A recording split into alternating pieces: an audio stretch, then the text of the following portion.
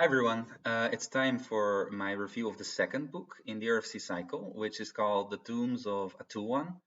I've also heard it being pronounced as Atuan or Atuan, and then I thought since everyone is pronouncing it differently, I'm gonna be original and call it The Tombs of Atuan. That's actually how I read it anyway, so deal with it. So is this story any good? Yes, this is a very good book. Review over. It is exactly what you want in a sequel, in that it is definitely not a step down. It's also not a step up, but that's just because the previous book was already so good. It's exactly on par with it, and it is also not the same thing written again, but with different characters in different location. But it's just a completely different story, and the only thing that it has in common. And now I'm also going already to spoil something. So if you didn't read the book yet, just don't watch this review if you didn't read it yet. This is really for after, because I'm going to start spoiling now. But the only thing they have in common is that the main character shows up. This book has a different main character, of course, but at some point, Gad is there. He just enters the story in a really cool way. And actually, when he enters the story, that's when basically the action starts happening. That's when it really picks up and starts going. So Tenar, the main character of this story, is quite different from Get, not only in gender and age, but I realized actually that Get is quite a stoic character, even in like his, even in the first book when he is coming of age. Even though he has doubts and insecurities, it's all very straightforward. What he does, his actions, the way he thinks. And with this girl, it's less so with Tenar. She has much more insecurities, I would say, and doubts. And she's more prone, it seems, the way she's written, like the way this story goes. She's more, maybe she's not more prone, but there's more attention to her sadness. There's just more sadness from her side in the story. And that's also maybe to contrast her against Gad, because once they bond, which is really sweet, how they eventually form a bond, and a really deep bond, because Gad gives her his true name, and he already knows hers, but he gives it willingly, and they become sort of close.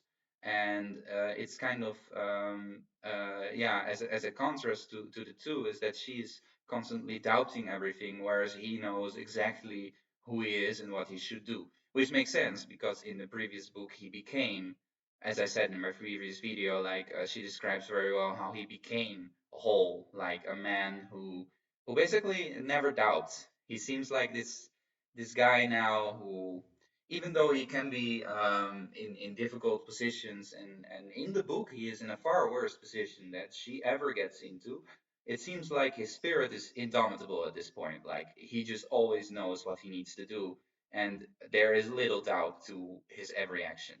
And this is described in the story quite well because she actually tries to vex him. She has the upper hand in every situation. Like she traps him in the labyrinth that only she is the master of, only she knows the ways, and only she can enter and leave. And he's trapped there. And eventually she even has him like in shackles against the wall. And she tries to vex him, you know, to bother him basically, but it doesn't work somehow, even though she has all the power, and she has all the power, he can do nothing. She cannot defeat him.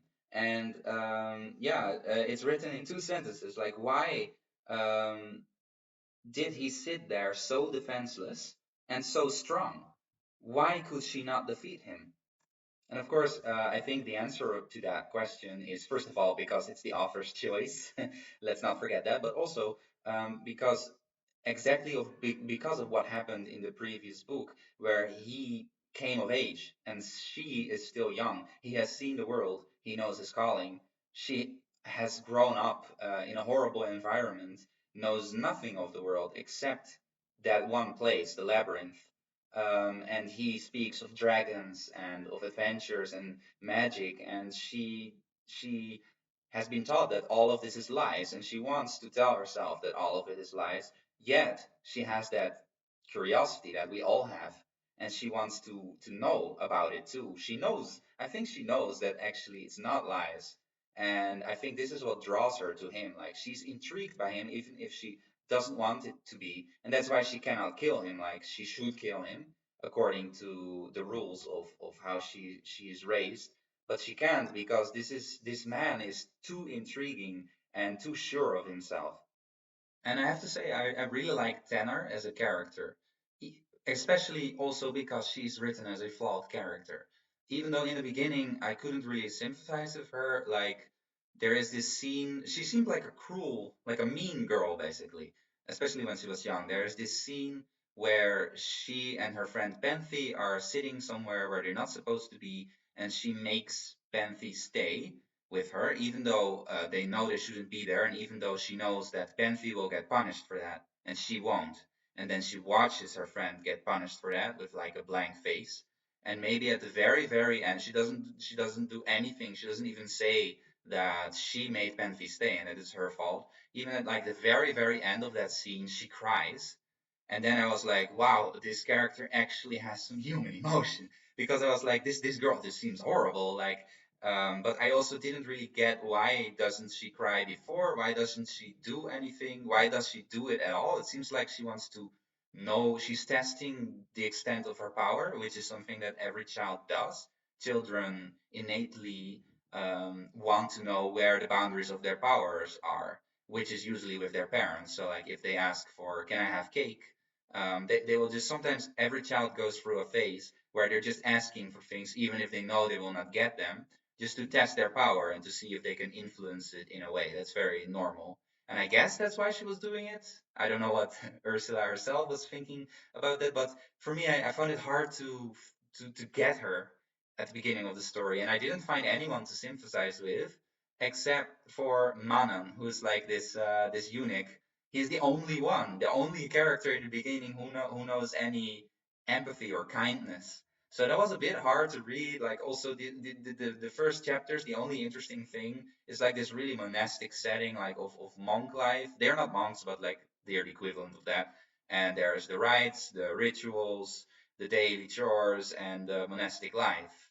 And yeah, that's not the first setting you would think of to write an interesting story. And I did find it a little bit difficult in the beginning because not that much was happening, but it was such a good setup. It was such a good setup, and I have a lot of respect of how she can make such a great story taking taking place in such a boring setting. Like the previous book was like all over the place. Get was traveling everywhere, and this book is you have the labyrinth and you have the place as they call it, and that's it. And I don't think I could ever write a story with so little interesting things as interesting as she did. Like it's an amazing story. So that really surprised me in the end how interesting it became.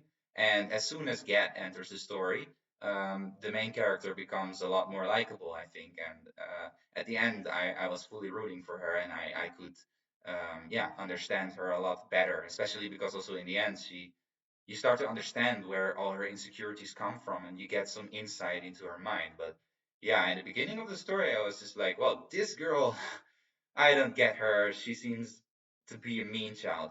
Although, one last thing, you should not mistake a child's inability to emphasize or to look at things from someone else's perspective. You should not mistake that as cruelty, because this is something that every child has, of course. Like they, in development, I think they learn how to look at things, look at situations from another person's perspective. They learn that around the earliest, around like 5 or 6 years old, I think, and only like for basic things.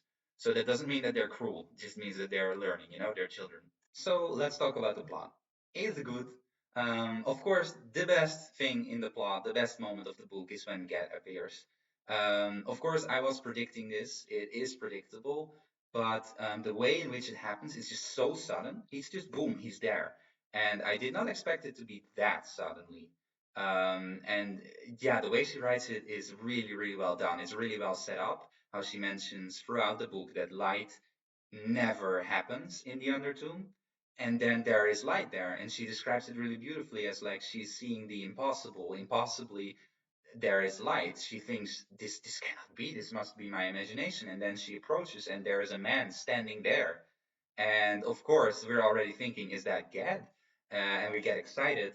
Ah, it's done really well, and I actually thought it would be an example first of an intruder of the archipelago, like what would happen to someone who tried to rob the tombs, and then later Get would come, but it was already him, and from that moment the book becomes its opposite. Like before then, it was all background story and nothing happened. Literally nothing had happened.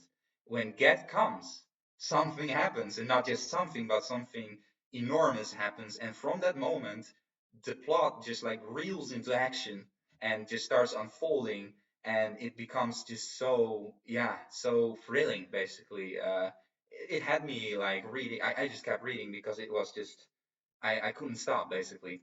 And I think it's also really neat how she created two main characters, have them meet, not know each other, and have there be animosity between them. I know this has been done before, but I still think it's a really cool trick. It doesn't happen a lot.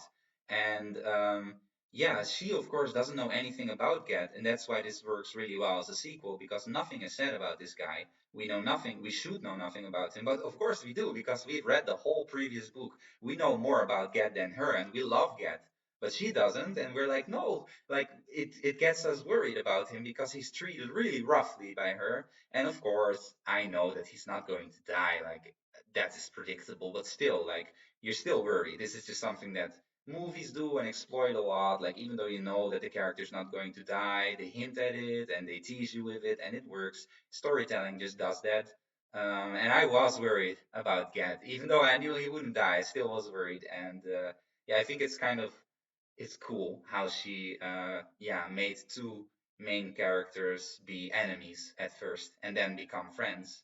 I think there's also been stories where they don't become friends and one dies, and that is even more tragic. But I love that concept. It's well done. Um, and the way he just suddenly, boom, enters the story, he's just like suddenly there, like remember me.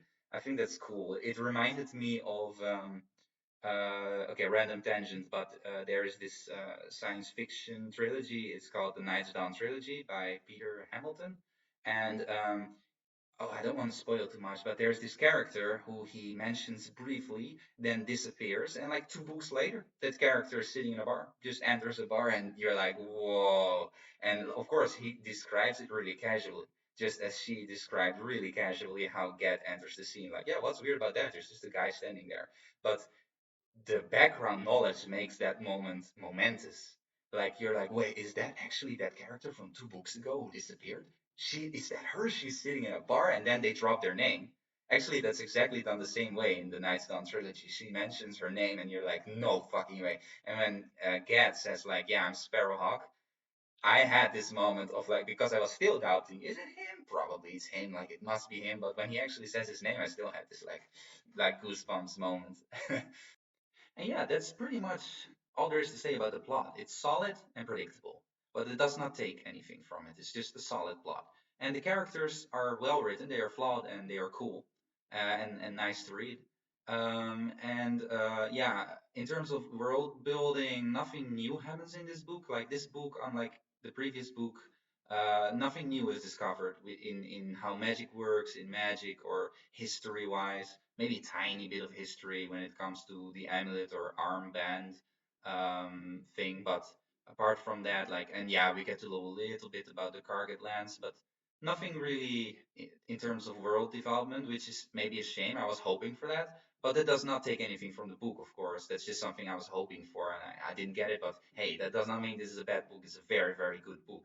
And for the last part, I wanted to talk a little bit more about her style of writing, because it's quite interesting. In my opinion, there are like these two ways of describing things.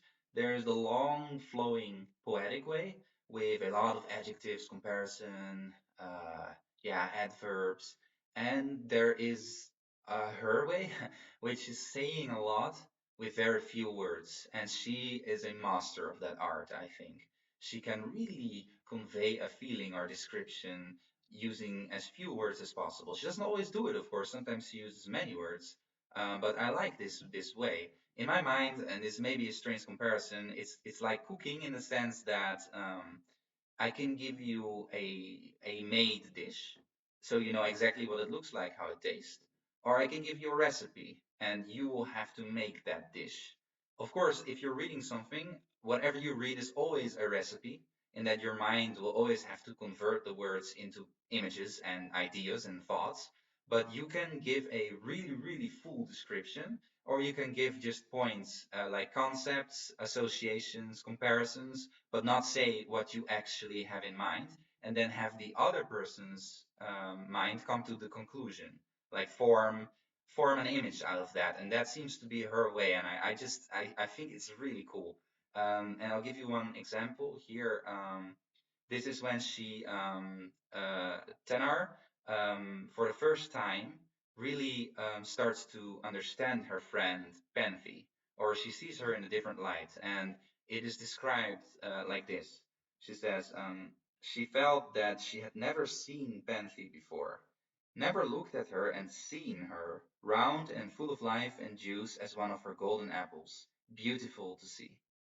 So it is poetic, and it says much more than she does it in 3 lines. But this says a lot. This, to me, this means she realizes that her friend has ambitions of her own. Like she's not just a girl living there, being content with getting fat and doing the daily chores. And as long as she has her food and her bed, she is happy. Like her friend has ambitions, has dreams of her own, and she had never realized that, the main character, and now she does. It also has to do what I was talking about earlier. A child developing empathy and realizing, wow, this is a fully fleshed human being, and it's just that really beautiful in my opinion. And so finally, let me give you a direct comparison between how she describes a thing in a beautiful way. I'm going to read how she describes a dragon. There's been so many descriptions of dragons in fantasy, and I'm always amazed how people find new ways to describe the dragon, new comparisons or associations with other things that they put in their description. And it's the way she does it. I think it's really cool how she describes the first dragon in the story that Gat meets. And I'm going to compare that with how someone of the more long and flowing style describes a unicorn. This is Peter Beagle, and it's on the first page of his book, The Last Unicorn. By the way, just to make clear, I think that both are masters at their craft. I think that both are done extremely, both descriptions are extremely good. Just to see the contrast, and not saying one is better than the other. I think they are both beautiful, just very different, you know. So let's first do the unicorn. This is how Peter describes his unicorn. She did not look anything like a horned horse, being smaller and cloven hoofed, and possessing that oldest, wildest grace that horses have never had, that deer have only in a shy, thin imitation, and goats in dancing mockery.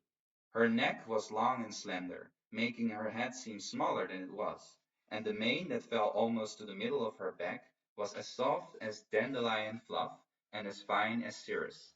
She had pointed ears and thin legs, with feathers of white hair at the ankles, and the long horn above her eyes shone and shivered with its own seashell light, even in the deepest midnight.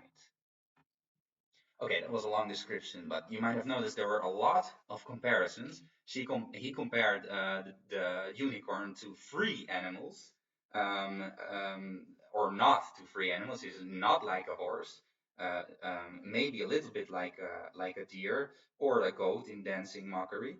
And then he starts just throwing in adjectives. Also, when he's talking about the horn, it's like the horn shone and shivered, not just shone, but shone and shivered with its own seashell light. That's a very interesting word, seashell, to put in there. Very makes very weird association. You're thinking about the sea, the color of the seashell and light, and then even in the deepest midnight, not just even at midnight. He could have said that, but instead he chose to say even in the deepest midnight. Um, it's very beautiful. Again, I think this is very beautiful, but very different. So now, how does she describe a really, really cool creature that warrants description? Like you cannot just mention there was a dragon and not describe what it looks like. I suppose maybe in some weird subgenre that is a style of writing too. But I appreciate a good description of a dragon. Actually, it's a guilty pleasure or like a hobby for me to write different descriptions of dragons because it's really cool how in every fantasy book, in many fantasy book, there are dragons, and every author tries to find his own way to describe them in such a way that no one else has done before them. So they always find really interesting comparisons or associations or different ways to say the same thing, basically. And sometimes it's just done really well and really cool. As in her case, she describes the dragon well, but with so fewer words than how Peter describes his unicorn. So yeah, here it is. Um, she says, when he was all afoot, his scaled head, spike-crowned and triple-tongued, rose higher than the broken tower's height, and his taloned forefeet rested on the rubble of the town below. His scales were grey-black, catching the daylight like broken stone. Lean as a hound he was, and huge as a hill. There you go. Yeah. So do you know now what this dragon looks like? Probably you have an image in your mind. But the thing is that with Peter's description of his unicorn, if you asked people to now draw that unicorn, they all would probably end up with similar drawings because he gave you that finished product. He gave you the full image. He gave you like the cake, like this is how it looks, this is how it tastes. You can all see it. What she did was giving you hints and suggestions, associations. She compares it to a hound, a lean hound, then she compares it to a hill. But I think if you ask people to draw this dragon, you would get vastly different drawings. The only thing consistently is that he's tall, right? He's not tall, sorry, he's huge. But yeah, what do we know? He has a crowned head and he has three tongues, but little more. We know little more than that. And yeah, I'm not saying one of these ways of describing things is better than the other. It just depends what you want, and I appreciate them both a lot because both these authors are, as I said, masters at their craft. But my final point is that Ursula Le Guin is just a master at saying so much with so few words.